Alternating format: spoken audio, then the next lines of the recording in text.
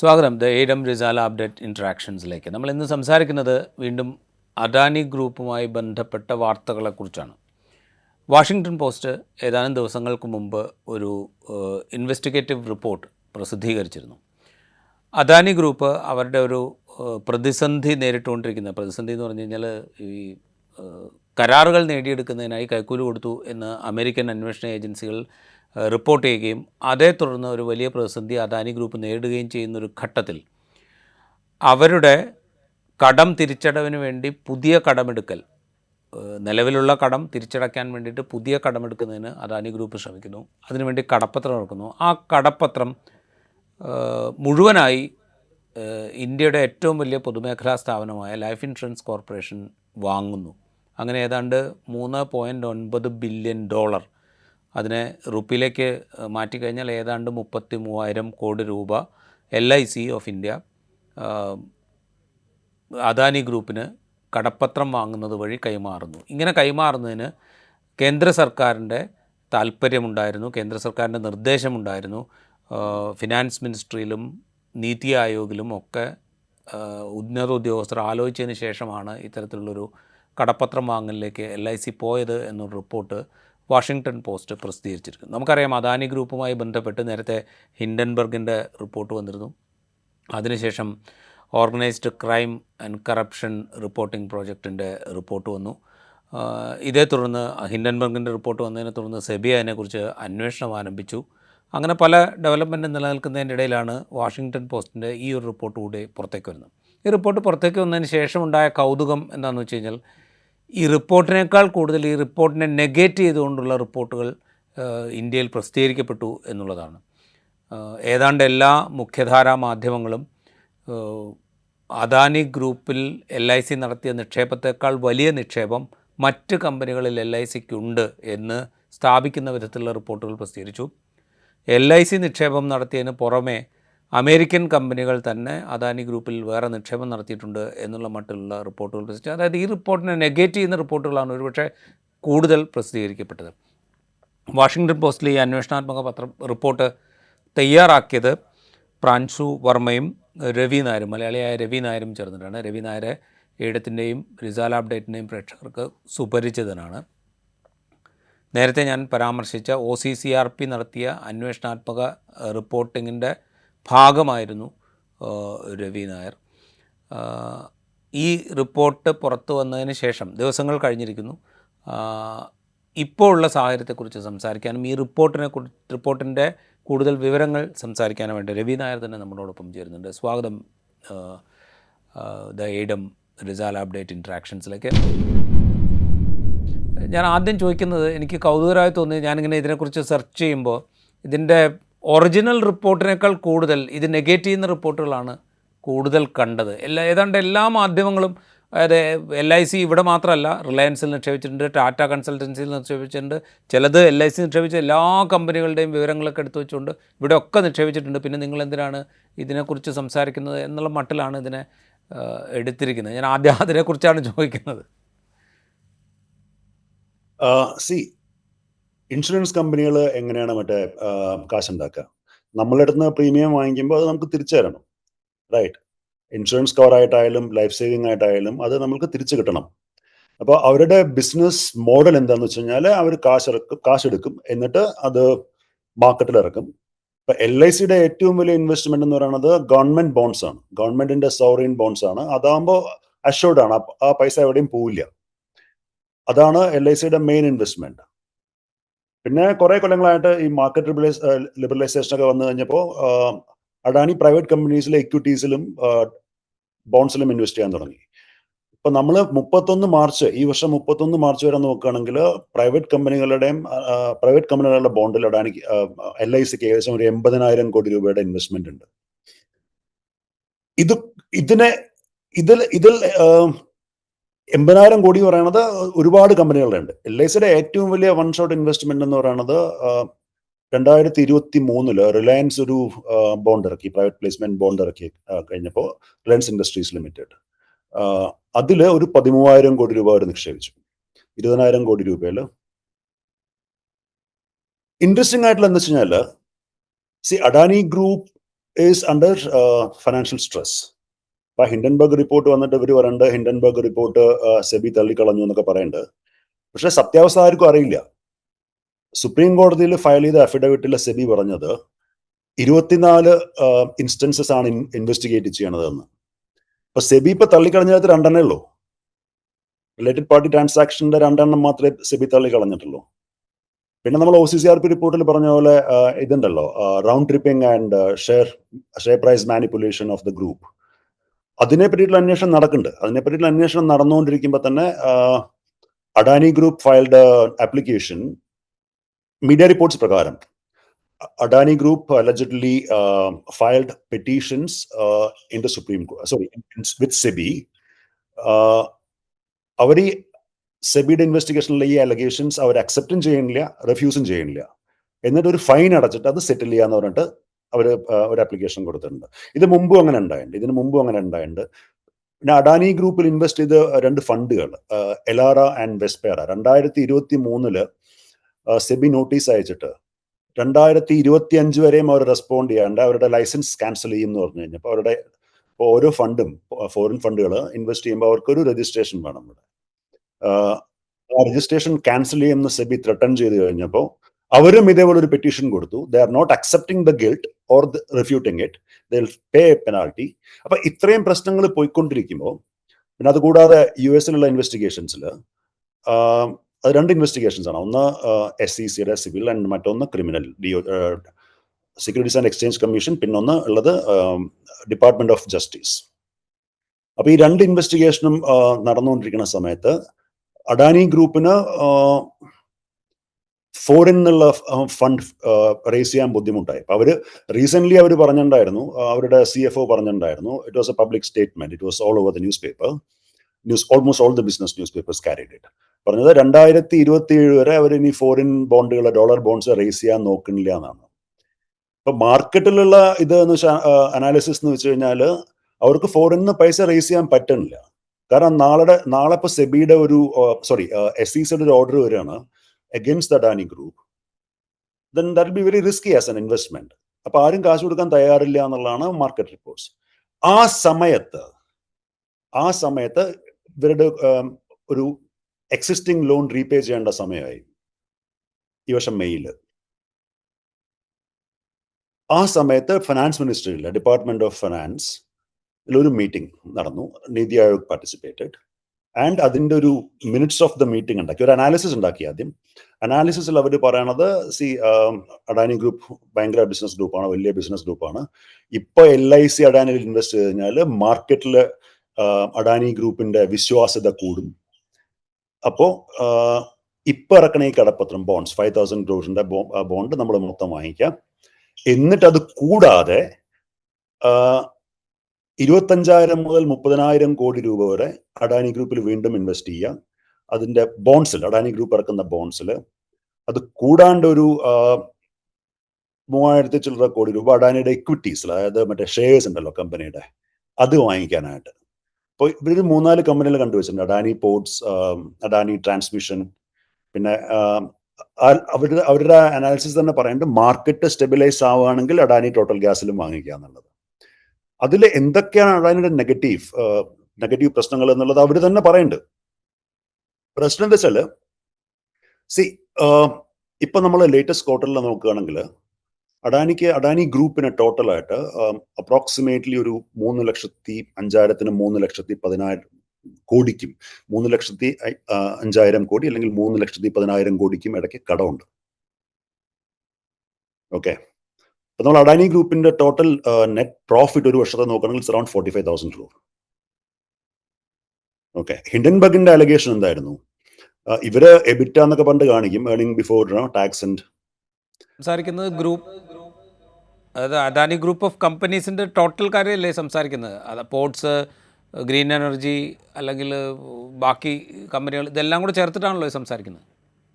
അതെ, ഇതിൽ ഒരു കമ്പനി വരില്ല. അഡാനി പ്രോപ്പർട്ടീസ് പ്രൈവറ്റ് ലിമിറ്റഡ് എന്ന് പറഞ്ഞൊരു കമ്പനി ഉണ്ട്, അത് ലിസ്റ്റഡ് അല്ല. അപ്പൊ നമ്മൾ ലിസ്റ്റഡ് കമ്പനീസിന്റെയും അതിന്റെ സബ്സിഡറീസിന്റെയാണ് പറയുന്നത്. ഇപ്പൊ അഡാനി പ്രോപ്പർട്ടീസ് പ്രൈവറ്റ് ലിമിറ്റഡിന് ഒരു 33,000-34,000 കോടി രൂപ വേറെ ഉണ്ട്, അത് നമ്മൾ ഇതിൽ ഉൾപ്പെടുത്തിയിട്ടില്ല. ഓക്കെ, സോ ഇത്രയും വലിയ കടമുള്ള ഒരു ഗ്രൂപ്പിന് പിന്നെ മറ്റൊന്നും കൂടെ, അവരുടെ മാക്സിമം എല്ലാം ഇൻഫ്രാസ്ട്രക്ചർ പ്രൊജക്ട്സ് ആണ്. അതിൽ ജസ്റ്റേഷൻ പീരീഡ് കൂടുതലാണ്.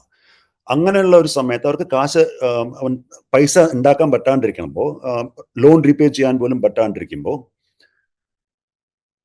Government of India, ministry of finance, pushing one of the largest PSU to invest in that business group to show that government of India has trust in that company, so others also should trust. നമ്മൾ അത്രേ പറഞ്ഞിട്ടുള്ളൂ, നമ്മൾ വേറെ ഒന്നും പറഞ്ഞിട്ടില്ല. പിന്നെ എന്തുകൊണ്ടാണ് അങ്ങനെ മറ്റുള്ളവർ ഇതിനെപ്പറ്റി ചെയ്യണത്? നമ്മൾ എഴുതിയ ഓരോ വാക്കിലും ഉറച്ചു നിൽക്കണം. We stand by every word what we have written. If tomorrow any legal issue comes and if they ask us to prove it, നമ്മളെല്ലാ ഡോക്യുമെന്റ്സും നമ്മൾ കോർട്ടിന് മുമ്പിൽ വയ്ക്കും. സീൽഡ് കവറിലല്ല, സീൽഡ് എൻവലപ്പിലല്ല, പരസ്യമായിട്ട്. അപ്പൊ അറിയാലോ സത്യം എന്താണെന്നുള്ളത്. അത് പറയുമ്പോൾ ഈ വാർത്ത റിപ്പോർട്ട് പുറത്തു വന്നതിൻ്റെ തൊട്ട് പുറകെ ആദ്യം അദാനി ഗ്രൂപ്പ് ഇത് നിഷേധിക്കുന്നു, പിന്നെ LIC നിഷേധിക്കുന്നു, പിന്നെ മിനിസ്ട്രി ഓഫ് ഫിനാൻസ് നിഷേധിക്കുന്നു, നീതി ആയോഗ് നിഷേധിക്കുന്നു. അങ്ങനെ ഒരു മീറ്റിംഗ് നടന്നിട്ടില്ല, അങ്ങനെ ഒരു ആലോചന നടന്നിട്ടില്ല. LICയോട് അങ്ങനെ ഒരു നിർദ്ദേശം കൊടുത്തിട്ടില്ല ഇത് വാങ്ങാൻ.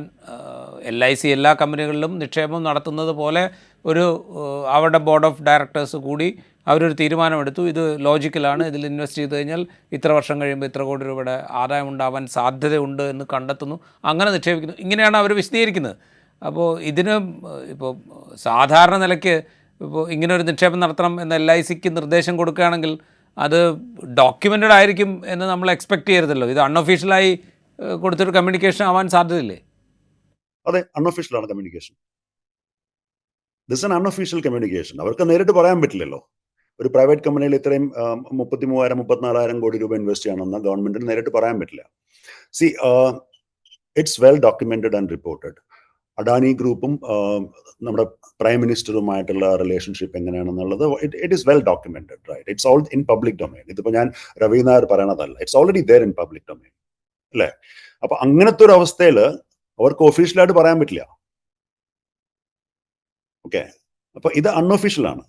അങ്ങനത്തെ ഒരു മീറ്റിംഗ് നടന്നു, അതിന്റെ മിനിറ്റ്സ് ഓഫ് ദ മീറ്റിംഗും അവരുണ്ടാക്കിയ അനാലിസിസ് റിപ്പോർട്ടും നമ്മളുടെ അടുത്തുണ്ട്. അത് കൂടാണ്ട് LIC മിനിസ്ട്രി ഓഫ് ഫിനാൻസിന് ഒരു ഒരു ലെറ്റർ എഴുതി, അവരുടെ ലെറ്റർ ഹെഡിൽ അതിൽ അവർ പറഞ്ഞത് ദാറ്റ് ഇത് പെട്ടെന്ന് അപ്രൂവ് ചെയ്യണം, ഈ 5,000 crore ഇൻവെസ്റ്റ് ചെയ്യാനുള്ള ബോണ്ടിന്റെ, അത് ടൈം സെൻസിറ്റീവ് ആണ്, അതുകൊണ്ട് ഇത് പെട്ടെന്ന് അപ്രൂവ് ചെയ്യണമെന്ന് മിനിസ്ട്രി ഓഫ് ഫിനാൻസിന് എഴുതി. എന്നിട്ടാണ് ഈ മീറ്റിംഗ് നടന്നിരിക്കുന്നത്. അപ്പൊ നമ്മൾ whatever we have written, we stand by it. പിന്നെ നെഗേറ്റ് ചെയ്യാന്ന് വെച്ചാൽ വേറൊരു കാര്യം പറഞ്ഞുതരാം. അപ്പൊ നമ്മളൊരു ഡീറ്റെയിൽഡ് ക്വസ്റ്റ്യൻ അയച്ചു. നമ്മൾ കണ്ടുപിടിച്ച എല്ലാ പോയിന്റ്സും നമ്മൾ ഡിസ്ക്രൈബ് ചെയ്തു. എന്നിട്ട് നമ്മൾ ഡീറ്റെയിൽഡ് ക്വസ്റ്റ്യൻ അഡാനി ഗ്രൂപ്പിന് അയച്ചു. 14-15 ക്വസ്റ്റ്യൻസ് ഉണ്ടായിരുന്നു. എവറി പോയിന്റ് വി ആസ്ക്ഡ്, നമ്മൾ എന്തൊക്കെ അതിൽ പറഞ്ഞിട്ടുണ്ടോ അതെല്ലാം നമ്മൾ കൂട്ട് ചെയ്തിട്ട് ഒരു 14-15 ക്വസ്റ്റ്യൻസ് നമ്മൾ അയച്ചു. അഡാനി ഗ്രൂപ്പിന് അയച്ചു, ഡിപ്പാർട്ട്മെന്റ് ഓഫ് ഫിനാൻഷ്യൽ സർവീസിന് അയച്ചു, മിനിസ്ട്രി ഓഫ് ഫിനാൻസിന് അയച്ചു, LICക്ക് അയച്ചു. നമ്മളിത് നീതി ആയോഗിന് അയച്ചു. നമ്മളിത് ഫോളോ അപ്പ് ചെയ്തുകൊണ്ടിരുന്നു. ഫോളോ അപ്പ് ചെയ്തിട്ട് October 3 മുമ്പ് റിപ്ലൈ തരണമെന്നാണ് പറഞ്ഞിട്ടുണ്ടായിരുന്നു. അപ്പോഴത്തേക്ക് നമ്മൾ ഒരു 1 വീക്ക് അവർക്ക് സമയം കൊടുത്തു. എന്നിട്ട് പറഞ്ഞു October 3 റിപ്ലൈ തരണമെന്ന്. അപ്പൊ നമ്മൾ ലാസ്റ്റ് മന്തിലാണ് ഇത് അയച്ചത്. September 27, 28, 27 നമ്മൾ അയച്ചത്. ആർട്ടിക്കിൾ പബ്ലിഷ് ചെയ്തത് October 24 ഇത്രയും ഫോളോ അപ്പ് ചെയ്തിട്ടും, ഇത്രയും കോൾസ് ചെയ്തിട്ടും, ഇത്രയും മെയിൽസ് ചെയ്തിട്ടും none of these institutions replied except Adani group. Adani group പറഞ്ഞു അവർ തെറ്റൊന്നും ചെയ്തിട്ടില്ല. പിന്നെ അവരുടെ കുറച്ച് PR, അഡാനി ഗ്രൂപ്പ് ഭയങ്കര എസ്റ്റാബ്ലിഷ്ഡ് ബിസിനസ് ഗ്രൂപ്പ്, അവർക്ക് ഇത്ര വരുമാനമുണ്ട്, it's one of the major stays in Indian economy, അങ്ങനത്തെ കുറേതൊക്കെ നമ്മൾ അതൊന്നും ക്യാരി ചെയ്തില്ല. അവർ പറഞ്ഞ മെയിൻ റെഫ്യൂട്ട് ചെയ്ത ഇതെല്ലാം നമ്മൾ നമ്മുടെ ആർട്ടിക്കിളിൽ പബ്ലിഷ് ചെയ്തിട്ടുണ്ട്. അവിടെ ഒരു ഈ റിപ്പോർട്ടിലേക്ക് ഞാൻ വരാം. അതിന് മുമ്പ് ഒരു കാര്യം ചോദിച്ചിട്ട്, ഇപ്പോൾ നേരത്തെ ഹിൻഡൻബർഗിൻ്റെ കാര്യം നമ്മൾ സംസാരിച്ചു, OCCRPയുടെ കാര്യം സംസാരിച്ചു, അതിനുശേഷം സെബിയുടെ എൻക്വയറിയെക്കുറിച്ച് സംസാരിച്ചു. ദെൻ അമേരിക്കയിൽ ഈ എന്താ പറയുക, കൈക്കൂലി കൊടുത്ത് കരാറുകൾ സമ്പാദിച്ചു എന്നുള്ള ആക്ഷേപത്തെ തുടർന്ന് നടക്കുന്ന ഇൻവെസ്റ്റിഗേഷനെ കുറിച്ച് സംസാരിക്കുന്നു. ഇതൊക്കെ നടക്കുമ്പോൾ പക്ഷേ ജനറലി നമുക്ക് കിട്ടുന്നൊരു പെർസെപ്ഷൻ, അല്ലെങ്കിൽ പുറത്തേക്ക് ഇന്ത്യക്കകത്ത് നൽകുന്നത്, ഇപ്പോൾ ഹിൻഡൻബർഗ് റിപ്പോർട്ട് വന്നു, കുറച്ചു കാലത്തേക്ക് ഓഹരി വിലയിൽ കുറച്ച് മാറ്റമുണ്ടായി, അത് കഴിഞ്ഞ് അദാനി ഗ്രൂപ്പ് തിരിച്ചു കയറി, പ്രത്യേകിച്ചൊന്നും അവിടെ സംഭവിച്ചതായിട്ട് നമ്മുടെ മുമ്പിലില്ല. OCCRP റിപ്പോർട്ട് വന്നപ്പോഴും കാര്യമായൊന്നും സംഭവിച്ചതായിട്ട് നമ്മുടെ മുമ്പിലില്ല. ദെൻ സെബിയുടെ അന്വേഷണ റിപ്പോർട്ടിനെ കുറിച്ച് പുറത്തേക്ക് വരുന്ന സംഗതി എന്ന് വെച്ചാൽ ഏതാണ്ട് എല്ലാ അന്വേഷണവും അവസാനിച്ചിരിക്കുന്നു, ഒരു ക്ലീൻ ചിറ്റ് സെബി അദാനി ഗ്രൂപ്പിന് കൊടുത്തു എന്നുള്ള മട്ടിലാണ് പുറത്തേക്കുള്ള ഒരു പെർസെപ്ഷൻ വരുന്നത്. അല്ല, that is wrong, Rajiv, that is wrong. ഇപ്പോൾ ഇത് എല്ലാ വരുമ്പോഴും അന്വേഷണവും ഇപ്പം ഒരു അന്വേഷണാത്മക റിപ്പോർട്ട് പ്രസിദ്ധീകരിച്ചു കഴിഞ്ഞു. അതിനെ തുടർന്ന് എൻമാസായിട്ട്, അതായത് ഇങ്ങനെ എല്ലാവരും കൂട്ടത്തോടുകൂടെ ഇവിടെ ഒന്നും സംഭവിച്ചിട്ടില്ല എന്നുള്ളൊരു കോറസ് പാടുന്നു. അപ്പോൾ പൊതുവിൽ ഒന്നും സംഭവിക്കുന്നില്ല, അല്ലെങ്കിൽ ഇതൊക്കെ ഫോൾസ് ആണ് എന്നുള്ളൊരു ഫീലാണ് പുറത്തേക്ക് കിട്ടുക. അങ്ങനെയാണോ യഥാർത്ഥത്തിൽ? ഇവിടെ നമ്മൾ നോട്ട് ചെയ്യേണ്ട ഒരു കാര്യം എന്താണെന്നറിയോ? First you have to notice none of the mainstream media in India, ഇന്ത്യയിലെ ഒരു ന്യൂസ് പേപ്പറോ ഒരു ടി വി ചാനലോ മെയിൻ സ്ട്രീമിലുള്ള നാഷണൽ ലെവലിലുള്ള ഈ റിപ്പോർട്ടിനെ പറ്റിയിട്ട് ഒന്നും പറഞ്ഞില്ല. അടുത്ത ദിവസം വൈകിട്ട് ഒരു ലെറ്റർ ഹെഡ് പോലെ തോന്നിക്കുന്ന ഒരു ഇതിൽ LIC ഒരു സൈൻ ഇല്ല, ഡേറ്റ് ഇല്ല, ആരാ എഴുതിയ ഒന്നും ഇല്ലാണ്ട് ഒരു ഡിനയൽ അവർ പറഞ്ഞു. അത് വന്ന ശേഷം it's after almost 24 hours of the publication.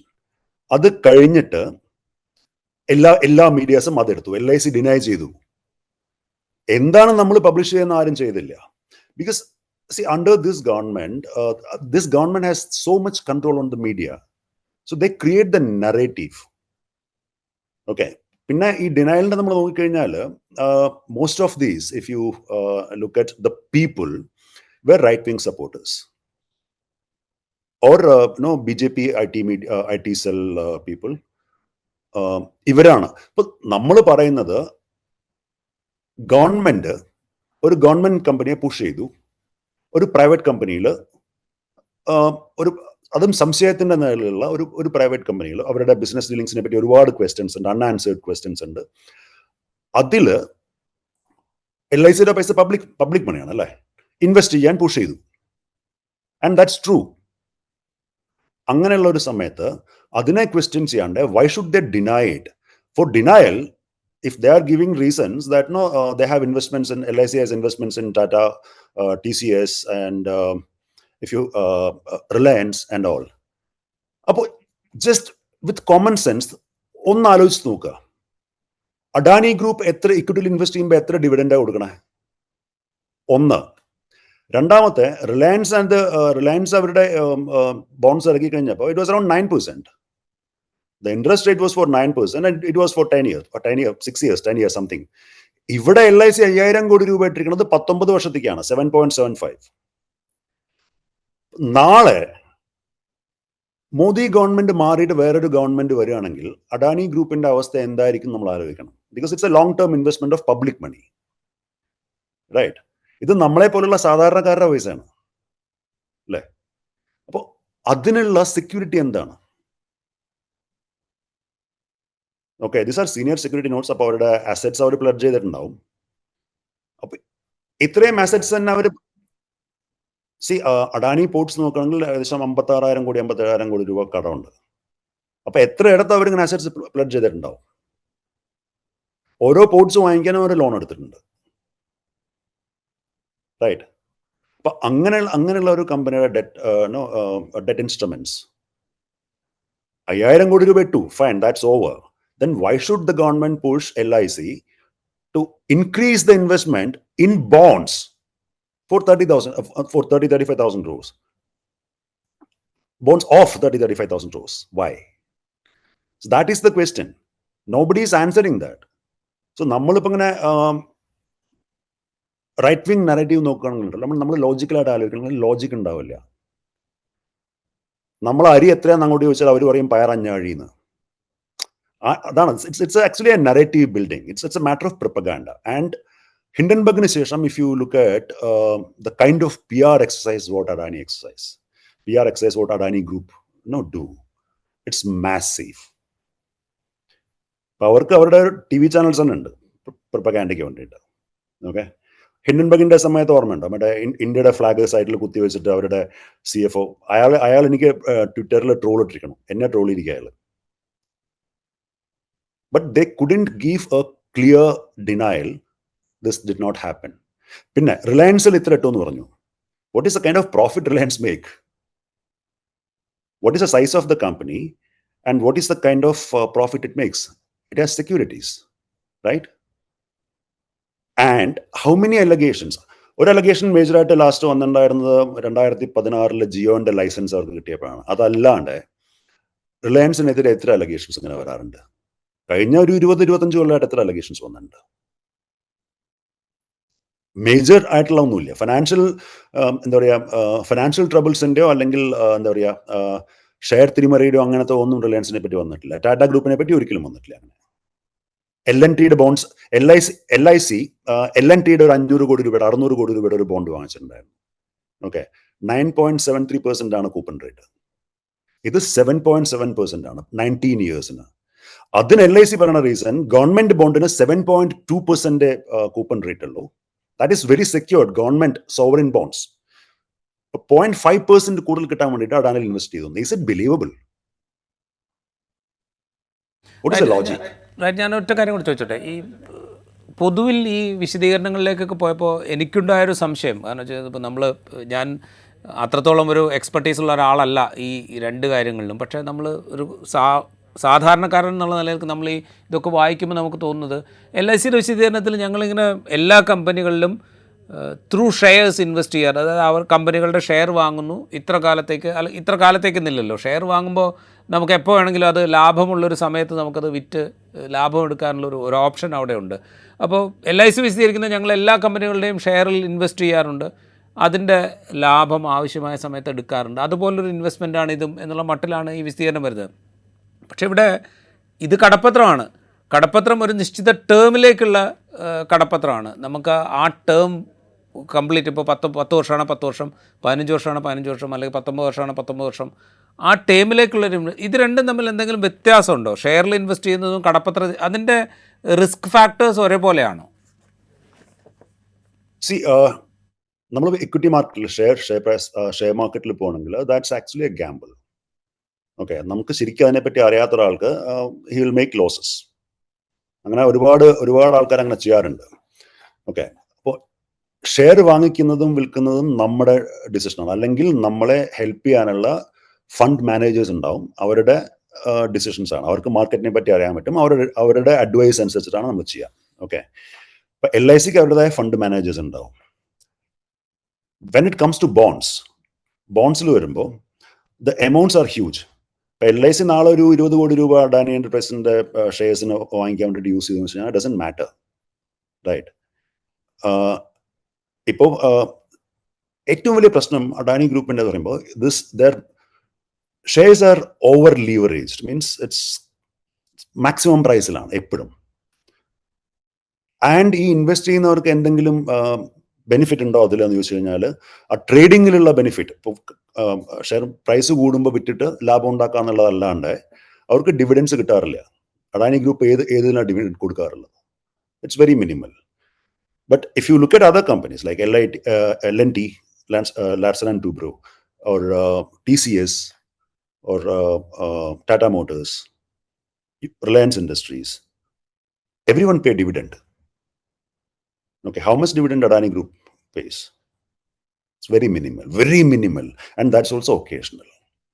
അപ്പോൾ വലിയ എമൗണ്ട് ഇങ്ങനെ ഇൻവെസ്റ്റ് ചെയ്യുമ്പോൾ ആ ലെറ്ററിൽ പറയുന്നത് LIC ഇൻവെസ്റ്റ് ചെയ്യുന്നത് പബ്ലിക് ട്രസ്റ്റ് കൂട്ടാനാണ്, അഡാനി ഗ്രൂപ്പിൽ പബ്ലിക് ട്രസ്റ്റ് കൂട്ടാനാണ്. ദാറ്റ് മീൻസ് ഇൻവെസ്റ്റേഴ്സിന് അഡാനി ഗ്രൂപ്പിൽ ട്രസ്റ്റ് ഇല്ല.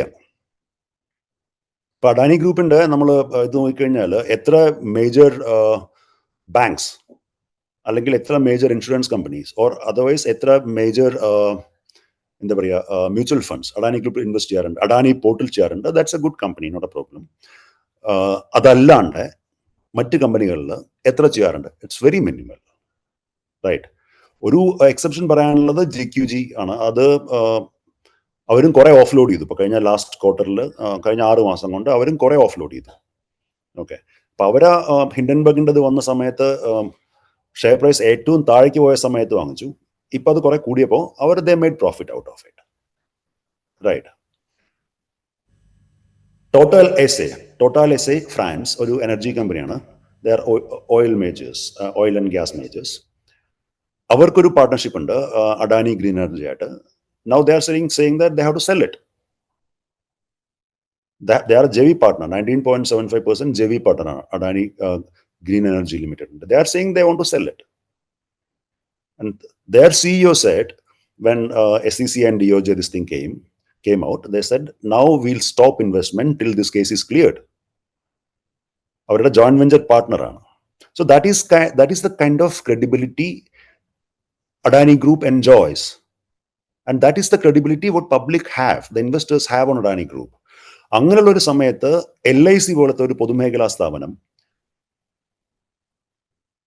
അഡാനി ഗ്രൂപ്പിൽ ഇത്രയും എമൗണ്ട് ഇൻവെസ്റ്റ് ചെയ്യാൻ തീരുമാനിക്കുമ്പോൾ of course that is question. And there is one more reason. LICയുടെ ഇതിൽ പറഞ്ഞത് LIC itself take the decisions to invest. Now the funny part is LIC is a listed company. 96.5% of LIC is owned by Government of India. Do you think that some appointed directors can take a call to invest 33,000 crore rupees in Adani Group? Do you think? Do they have that kind of authority? രണ്ടോ മൂന്നോ directors ഉണ്ട്, ബാക്കി additional directors ആണ്, appointed directors ആണ്. Central government appoint ചെയ്ത directors ആണ്. Yeah. So these people can sit and they can take their own investment decisions. That's also 33,000 crores. ആരും ചോദിക്കണില്ല, ആരും ആലോചിക്കണില്ല. It's common sense. It's basic common sense. Nobody asked. None of the media. ഇപ്പോൾ നേരത്തെ പറഞ്ഞൊരു കാര്യമുണ്ടല്ലോ, ഇപ്പോൾ 3,05,000 മുതൽ 3,10,000 കോടി രൂപ വരെ ഡെറ്റുള്ളൊരു കമ്പനി, കടമുള്ളൊരു കമ്പനി, ആ കമ്പനിയുടെ വിശ്വാസ്യത നിലനിർത്തി കൊടുക്കുക എന്നുള്ളൊരു പണി ത്രൂ LIC കേന്ദ്ര സർക്കാർ ചെയ്തു കൊടുക്കുന്നു.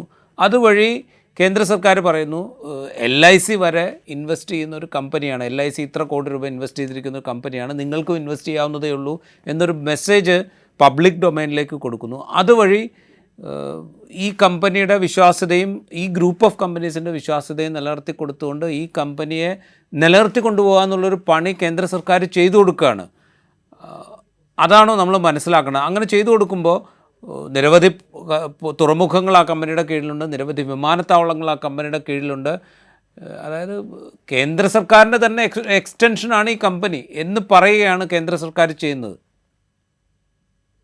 See, when they say in the letter that this will increase the investor confidence in the group, അങ്ങനെ പറയുമ്പോൾ തന്നെ that itself makes it clear that investors don't have confidence in that particular group or its companies. അല്ലേ? അങ്ങനെ investor confidence ഒരു private കമ്പനിയുടെ മേലെ ഉണ്ടാക്കി കൊടുക്കുന്നത് ഗവൺമെന്റിന്റെ പണിയാണോ? അല്ല.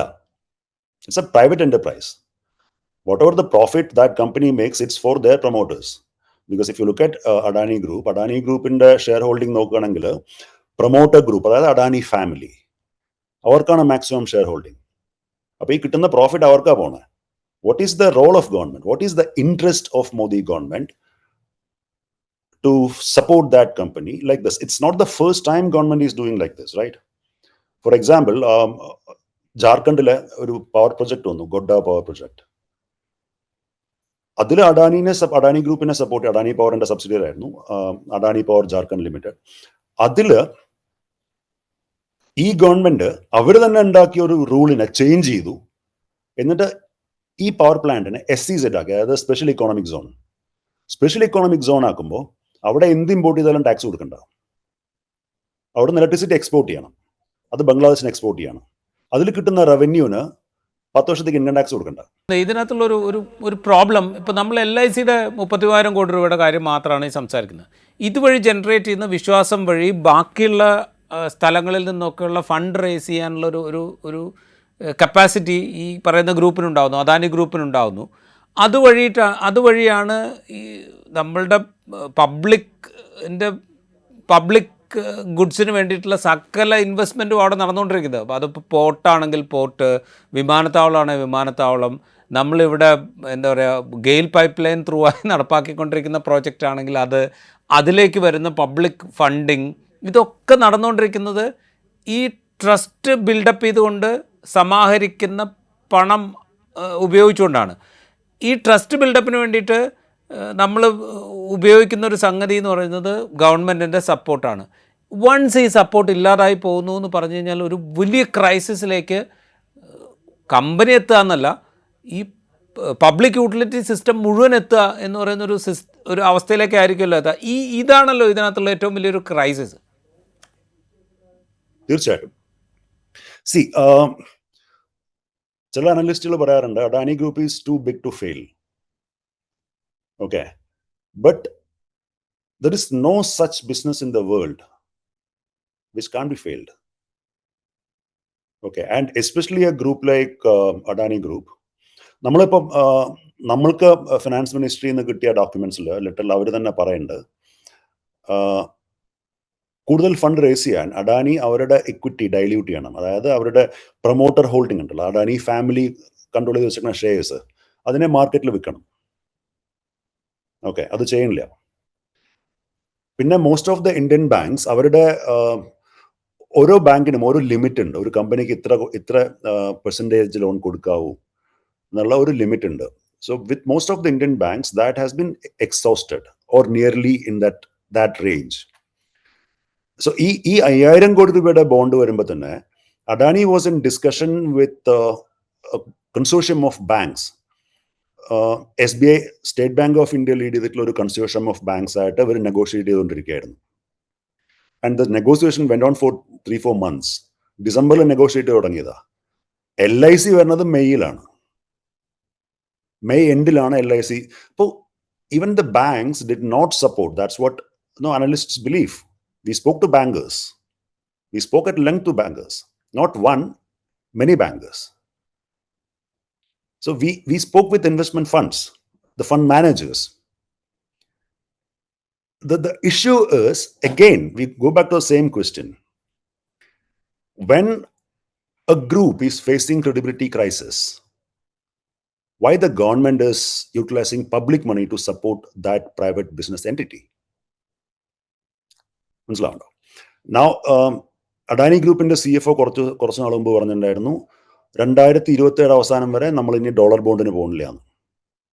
ഓക്കെ, അപ്പൊ അവരുടെ ഐഡിയ ഇതായിരുന്നു, ഇങ്ങനത്തെ ഒരു അപ്രൂവൽ LICക്ക് കിട്ടിക്കഴിഞ്ഞാൽ ഇടയ്ക്കിടയ്ക്ക് ഒറ്റയടിക്ക് ഇപ്പൊ 33,000 കോടി രൂപ കൊടുക്കില്ലല്ലോ. അപ്പൊ വരുന്ന ഒരു 1.5 കൊല്ലം കൊണ്ട് പാട്ടുപാടായിട്ട് ഇവിടെ ഇറക്കുന്ന ബോണ്ടിൽ, മുമ്പ് ഒരു ഡോളർ ബോണ്ട് ഇറക്കിയിട്ടുണ്ടായിരുന്നു. ഡോളർ ബോണ്ടിന് എന്ന് പറഞ്ഞാൽ അവിടെ ഇൻട്രസ്റ്റ് റേറ്റ് കുറവാണ്. ഫോറിനിൽ 3%, 4% കൊടുത്തു കഴിഞ്ഞാൽ ദ ഹാപ്പി. ഇവിടെ മറ്റ് കമ്പനികൾ കൊടുക്കുന്നത് 9%, 10% ഒക്കെയാണ് അവരുടെ കൂപ്പൺ റേറ്റ്. അഡാനിയുടെ കൂപ്പൺ റേറ്റ് LICക്ക് വേണ്ടിയിട്ട് 7.75%. It's one of the lowest. ഈ 0.5% ഡിഫറൻറ്റ് വേണ്ടിയിട്ടാണോ LIC പറയണത് this suitable income which is higher than the sovereign government bonds. LICക്ക് ഇപ്പോൾ ഉള്ള മാർക്കറ്റിൽ bond investments, private placement bond ഇൻവെസ്റ്റ്മെന്റ്സിലുള്ളത്, കടപ്പത്രങ്ങളിലുള്ളത് 80,000 കോടി രൂപയാണ്. അത് കൂടാണ്ട് 30,000 കോടി രൂപ അഡാനിയുടെ ഗ്രൂപ്പിൽ മാത്രം ഇൻവെസ്റ്റ് ചെയ്യാന്ന് പറയുമ്പോൾ, so what is the financial logic behind that? അപ്പൊ ഐഡിയ ഇതായിരുന്നു. ഇത് ഞാൻ പറയണതല്ല, നമ്മളോട് ഒരു അനലിസ്റ്റ് പറഞ്ഞാണ്. It's recorded. പേര് പറയില്ല, ബട്ട് ഇറ്റ്സ് റെക്കോർഡഡ്. അഡാനി ഗ്രൂപ്പിന് പുറം രാജ്യങ്ങളിൽ നിന്നും ഫണ്ട് റേസ് ചെയ്യാൻ പറ്റാത്തതുകൊണ്ട് അവർക്ക് കുറെ റീപേയ്മെന്റ്സ് വരുന്നുണ്ട്. ഈ വരുന്ന 2 വർഷത്തിനിടയ്ക്ക് 26 സെന്റ് ആകുമ്പോഴേക്കും അവർക്ക് വലിയ എമൗണ്ട് റീപേയ്മെന്റ്സ് വരുന്നുണ്ട്, ലോൺ റീപേയ്മെന്റ്സ് വരുന്നുണ്ട്. അപ്പൊ അത് റീഫൈനാൻസ് ചെയ്യാൻ ഇങ്ങനത്തെ കടപ്പത്രങ്ങൾ ഇറക്കുക, എന്നിട്ട് ഈ ഫണ്ട് ഉപയോഗിച്ചിട്ട് അത് കൊടുക്കുക. That was the idea. Now whether LIC is going to invest further നമുക്കറിയില്ല. Let's wait and watch. ഇതൊരു വലിയ അഡാനി ഗ്രൂപ്പിന് വല്ലതും പറ്റിക്കഴിഞ്ഞാൽ വലിയ ക്രൈസിസ് ആവും. കാരണം ഒരുപാട് ബാങ്കുകളുടെ ഒരുപാട് എമൗണ്ട്, ഇപ്പോൾ as per the latest report, Adani ഗ്രൂപ്പിലെ ഇന്ത്യൻ ബാങ്കിന്റെ എക്സ്പോഷർ അഡാനി ഗ്രൂപ്പിന്റെ മൊത്തം കടത്തിന്റെ ഏകദേശം 35 to 36% ആയിരുന്നു. ഇത് ഓൾറെഡി കൂട്ടിയിട്ട് 49% ആയി ഈ വർഷം. അപ്പൊ എന്തെങ്കിലും പറ്റിക്കഴിഞ്ഞാൽ പാവപ്പെട്ട ജനങ്ങളുടെ കാശ് ഗോവിന്ദ. അവസാനമായിട്ടൊരു കാര്യം ചോദിച്ചിട്ട്, ഇത് നമ്മൾ ഈ പ്രൊജക്റ്റ് ചെയ്യുന്നൊരു റിസ്ക് ഉണ്ടല്ലോ. അതായത് ഈ ഇൻവെസ്റ്റിഗേഷൻ നമ്മൾ ആരംഭിക്കുമ്പോൾ, ആ ഇൻവെസ്റ്റിഗേഷൻ റിപ്പോർട്ട് നമ്മൾ പ്രസിദ്ധീകരിക്കുമ്പോൾ, ഇങ്ങനെ ബാങ്കുകളുടെ കൺസോർഷ്യമൊക്കെ ഈ ബോണ്ട് ഇപ്പോൾ നമ്മൾ ഇൻവെസ്റ്റ് ചെയ്യണോ വേണ്ടയോ, അതിൻ്റെ റിസ്ക് ഫാക്ടർ ഇത്രയാണ്, അല്ലെങ്കിൽ അതിൻ്റെ റിസ്ക് എലിമെൻ്റ് ഇത്രയാണ് എന്നൊക്കെ അനലൈസ് ചെയ്തുകൊണ്ടിരിക്കുന്ന ഒരു സമയത്ത് മിനിസ്ട്രി ഓഫ് ഫിനാൻസും നീതി ആയോഗും ഒക്കെ ആലോചിച്ചുകൊണ്ട് LICയോട് ഇത്ര ഇൻവെസ്റ്റ് ചെയ്തോളൂ എന്ന് പറയുമ്പോൾ ഉണ്ടാകുന്ന ഒരു റിസ്ക് ഫാക്ടർ ഉണ്ടല്ലോ. ആ റിസ്ക് ഫാക്ടർ എത്രത്തോളം വലുതാണ്, അത് LICയിൽ ഇൻവെസ്റ്റ് ചെയ്യുന്ന ആളുകളുടെ പണത്തെ മാത്രമല്ലല്ലോ, അതുവഴി ഉണ്ടാക്കിയെടുക്കുന്ന ഒരു ട്രസ്റ്റ് കൊണ്ട് നടത്തിക്കൊണ്ടിരിക്കുന്ന ഒരു ബിസിനസ് ഗ്രൂപ്പ്, ഒരു വലിയ ബിസിനസ് ഉണ്ടല്ലോ, അവിടെ അതിലൊക്കെ ഉണ്ടാക്കിയെടുക്കുന്ന ഒരു റിസ്ക് എലിമെൻ്റ് എത്രയാണ്. ഇത് നമ്മൾ പ്രതീക്ഷിക്കുന്ന അപ്പുറമുള്ളൊരു റിസ്ക് ഈ ഇൻവെസ്റ്റർ പാർട്ടിൽ ഉണ്ടാക്കാനുള്ള സാധ്യത അവിടെയുണ്ട്. അത് മുൻനിർത്തിയിട്ടാണ് ഈ റിപ്പോർട്ട് പ്രസിദ്ധീകരിക്കുന്നത്. അതാണല്ലോ അതിനകത്തുള്ളൊരു ഏറ്റവും പ്രധാനപ്പെട്ട ഘടകം. അതെ. നമ്മളൊരു ഇൻവെസ്റ്റിഗേഷൻ തുടങ്ങുമ്പോൾ നമ്മൾക്ക് എന്തെങ്കിലും ഒരു തുണ്ടുമുറിയായിരിക്കും കിട്ടുക. നമ്മൾ അത് വെച്ച് കൂടുതൽ നമുക്ക് എന്തെങ്കിലും പബ്ലിഷ് ചെയ്യണമെങ്കിൽ we have to make sure that is what we are publishing is true. It's provable. We have complete evidence to corroborate with. അതാണ് നമ്മൾ നോക്കുക. അപ്പം ഇപ്പോൾ ഇവരെന്തൊക്കെ പറഞ്ഞാലും we have all the evidence. It is ready with us. Okay. ഇപ്പോൾ നമ്മളിപ്പോൾ right wing media ecosystem നോക്കുകയാണെങ്കിൽ you can see a lot of trolls against me.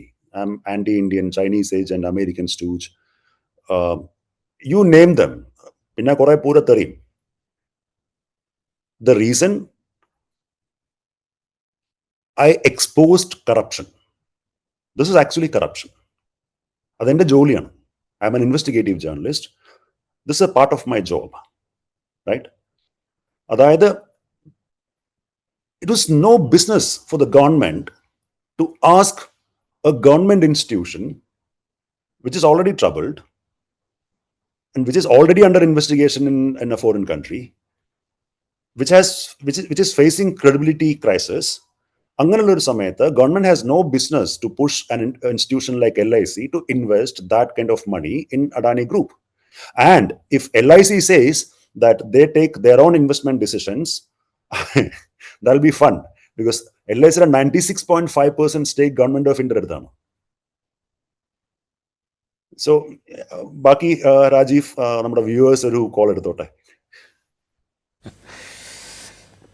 Right. എന്തായാലും നമുക്ക് കാത്തിരുന്ന് കാണാം. LIC ഇപ്പോൾ നെഗറ്റ് ചെയ്യുന്നു, അല്ലെങ്കിൽ കേന്ദ്ര മിനിസ്ട്രി ഓഫ് ഫിനാൻസ് നെഗറ്റ് ചെയ്യുന്നു, നീതി ആയോഗ് നെഗറ്റ് ചെയ്യുന്നു. നെഗറ്റ് ചെയ്താൽ മാത്രം പോരല്ലോ, ഇങ്ങനൊരു റിപ്പോർട്ട് വന്നിരിക്കുന്നു, ഞങ്ങൾ നെഗറ്റ് ചെയ്യുന്നതിന് ഇന്ന കാരണങ്ങളുണ്ട് എന്ന് ബോധ്യപ്പെടുത്താനുള്ളൊരു ചുമതല കൂടി ഈ പറയുന്ന LICക്കുണ്ട്, മിനിസ്ട്രി ഓഫ് ഫിനാൻസിനുണ്ട്, അല്ലെങ്കിൽ നീതി ആയോഗിനുണ്ട്. നമ്മുടെ ഒരു പ്രശ്നം എന്താ അറിയോ, നമുക്ക് നമ്മുടെ ന്യൂസ് സൈക്കിൾ ഉണ്ടല്ലോ, അത് ഭയങ്കര ചെറുതാണ്. അതായത് ന്യൂസിൻ്റെ ഷെൽഫ് ലൈഫ് ഭയങ്കര കുറവാണ്, especially at the time of propaganda. Okay, government ഒരു നെറേറ്റീവ് ക്രിയേറ്റ് ചെയ്യും. ഇപ്പോൾ Adani, they created their own narrative. Okay, so Hindenburg, they are saying that SEBI cleared all investigation, which is not true. If SEBI cleared all the investigation, why did Adani Group file application with SEBI to settle a case? They are saying without admitting guilt, but we will pay penalty. Why? Let them fight it out. Let them prove they didn't do. അപ്പോഴല്ലേ ഒരു trust വരിക. And the biggest problem ഈ SEBI ഇങ്ങനത്തെ റിപ്പോർട്ടുകളൊന്നും പുറത്തു വിടില്ല. ഏതെങ്കിലും നല്ല ഉദ്യോഗസ്ഥര് നല്ലവരുണ്ടെങ്കിൽ അവര് ലീക്ക് ചെയ്യുന്നല്ലാതെ, വിസിൽ ബ്ലോവേഴ്സ് ലീക്ക് ചെയ്യുന്നല്ലാതെ ഇങ്ങനത്തെ റിപ്പോർട്ടുകളൊന്നും ഒരിക്കലും പുറത്തു വരില്ല. Now we don't even know whether Adani settled those cases. Officially SEBI രണ്ട് ഇൻസൈഡർ ട്രേഡിംഗിന്റെ കേസിൽ മാത്രമേ ഇത് കൊടുത്തിട്ടുള്ളൂ. പക്ഷേ ഇന്ത്യൻ മീഡിയയിൽ വന്നത് അഡാനി ക്രിയേറ്റ് ചെയ്ത നറേറ്റീവാണ്, SEBI gave clean chit. പക്ഷെ സെബിയുടെ ഓർഡർ, ഇത് SEBI ഓർഡർ പുറത്തു വിട്ടു. ഈ രണ്ട് ഓർഡറിൽ പറയുന്നത് രണ്ട് കമ്പനികൾ അതിൻ്റെ ഇൻസൈഡർ ട്രേഡിംഗ് അത് ക്ലിയർ ആണ്, ദാറ്റ് ഈസ് ഫൈൻ. അതിൽ ക്ലീൻ ചിറ്റ് കിട്ടി. ഇപ്പൊ ബാക്കി 22 ഇൻവെസ്റ്റിഗേഷൻസ് ഉണ്ട്, അതിന്റെ റിപ്പോർട്ട്സ് അവിടെ. So government and government controlled media create A narrative and mislead the people. And ഈ മീഡിയ പറയണതും ഗവൺമെന്റ് പറയണതും കണ്ണടച്ച് വിശ്വസിക്കാൻ ഒരുപാട് പേരുണ്ട്. That is what happening. നമുക്കിത് കൂടുതൽ ഡെലിബറേറ്റ് ചെയ്യേണ്ടി വരും എന്ന് തന്നെ നമ്മൾ നിസ്സംശയം പറയണം. ഈ കമ്പനികളുടെ അതായത് അദാനി ഗ്രൂപ്പ് ഓഫ് കമ്പനീസിൻ്റെ നിലനിൽക്കുന്ന വായ്പാ ബാധ്യത എത്രയാണ്, ഏത് ഘട്ടത്തിൽ വായ്പാ ബാധ്യത ഏത് ഘട്ടത്തിലാണ് അവർ പുതിയ ബോണ്ട് ഇറക്കാൻ തീരുമാനിക്കുന്നത്, അതിലേക്ക് ഇമ്മീഡിയറ്റ് ആയിട്ട് എങ്ങനെയാണ് അത് മുഴുവനായി വാങ്ങാൻ LICയെ കൊണ്ട് തീരുമാനിപ്പിക്കുന്നത്, അല്ലെങ്കിൽ LICയുടെ ബോർഡ് ഓഫ് ഡയറക്ടേഴ്സ് മാത്രമാണ് ഇങ്ങനെ ഒരുപാട് കാര്യങ്ങളിൽ ക്ലാരിറ്റി ആവശ്യമുണ്ട്. അങ്ങനെ ആ ക്ലാരിറ്റിയിലൊക്കെ ഒരു ക്ലാരിറ്റി ഇല്ലാതിരിക്കുകയാണ് നമ്മളോട് വന്ന് പറയുന്നത് ഇതാ LICക്ക് മറ്റു പല കമ്പനികളിലൊക്കെ അവർ ഇൻവെസ്റ്റ് ചെയ്തിട്ടുണ്ട്, അതുപോലൊരു ഇൻവെസ്റ്റ്മെൻറ്റ് മാത്രമാണിത് എന്ന് നമ്മളോട് LIC വിശദീകരിക്കുന്നത് അങ്ങനെയാണ്.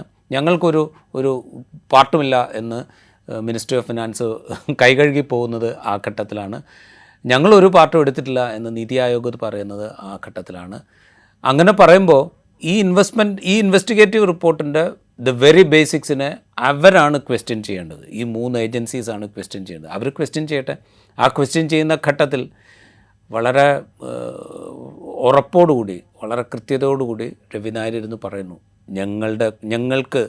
ഞങ്ങൾ വെറുതെ പറഞ്ഞതല്ല, ഞങ്ങൾക്ക് തെളിവുകളുണ്ട്, നിങ്ങൾ ക്വസ്റ്റ്യൻ ചെയ്യൂ, അത് ഹാജരാക്കാൻ ഞങ്ങൾ തയ്യാറാണ് എന്ന് രവി നായർ എന്ന് പറയുന്നൊരു ജേർണലിസ്റ്റ് പറയുമ്പോൾ ആ പറയുന്നത് രാജ്യത്തെ ഗവൺമെൻറ്റിനോടാണ്. ആ ഗവൺമെൻറ്റിൻ്റെ താല്പര്യപ്രകാരം ഇൻവെസ്റ്റ് ചെയ്തു എന്ന് പറയുന്ന LICയോടാണ്. ഞങ്ങൾക്കൊന്നും താല്പര്യമില്ലായിരുന്നു എന്ന് പറയുന്ന നീതി ആയോഗിനോടാണ്. ഇവരോടൊക്കെയാണ് പറയുന്നത്. അപ്പോൾ ക്വസ്റ്റ്യൻസ് റേസ് ചെയ്യേണ്ടത് സത്യം പറഞ്ഞാൽ ഈ ഏജൻസീസൊക്കെയാണ്. മറുപടി പറയാൻ ഞങ്ങൾ തയ്യാറാണ് എന്നാണ് രവി നായരും പ്രാംശു വർമ്മയും അദ്ദേഹത്തോടു കൂടെ ചേർന്നിട്ടായിരിക്കും രവി നായർ ഇത് പറയുന്നുണ്ടാവുക. അവർ വളരെ കോൺഫിഡൻ്റ് ആയിട്ട് പറയുന്നു ഞങ്ങൾ മറുപടി പറയാൻ സന്നദ്ധരാണ് എന്ന്. ഇപ്പോൾ ക്വസ്റ്റ്യൻ ചെയ്യേണ്ടത് അദാനി ഗ്രൂപ്പാണ്, LIC ആണ്, ധനമന്ത്രാലയമാണ്, നീതി ആയോഗാണ്, അവരാണ്. അവർ ക്വസ്റ്റ്യൻ ചെയ്യട്ടെ. ഇനി ആ ക്വസ്റ്റ്യനിങ്ങിൻ്റെ തുടർച്ചയിൽ കുറച്ചുകൂടെ ക്ലാരിറ്റി നമുക്ക് കിട്ടും. ആ ക്ലാരിറ്റിയിലേക്ക് നമ്മൾ പോകേണ്ടി വരുന്നത് ഒരുപാട് ആളുകളുടെ LICയുടെ മാത്രമല്ല, LICയിൽ ഇൻവെസ്റ്റ് ചെയ്തിരിക്കുന്ന ആളുകളുടെ, LICയുടെ പോളിസി എടുത്തിരിക്കുന്ന ആളുകളുടെ മാത്രമല്ല, ഇങ്ങനെ ഈ പണം ഉപയോഗിച്ചുകൊണ്ട് നിരവധിയായ നിക്ഷേപങ്ങൾ നടത്തുകയും ആ നിക്ഷേപങ്ങളിലൂടെ നമ്മളുടെ ഒക്കെ സ്റ്റേക്ക് എടുത്തിരിക്കുകയും ചെയ്യുന്ന, അല്ലെങ്കിൽ ആ ലക്ഷക്കണക്കിന് ആളുകളുടെ സ്റ്റേക്കാണ് അവിടെ ക്വസ്റ്റ്യൻ ചെയ്യപ്പെടുന്നത്. അപ്പോൾ അതിലേക്കൊക്കെയുള്ളൊരു മറുപടി നമുക്ക് ആവശ്യമുണ്ട്. ഞാൻ വിചാരിക്കുന്നത് നമുക്കത് കുറച്ചും കൂടെ ഡീറ്റെയിൽ ആയിട്ട് സംസാരിക്കേണ്ടതുണ്ട് എന്നാണ് വിചാരിക്കുന്നത്.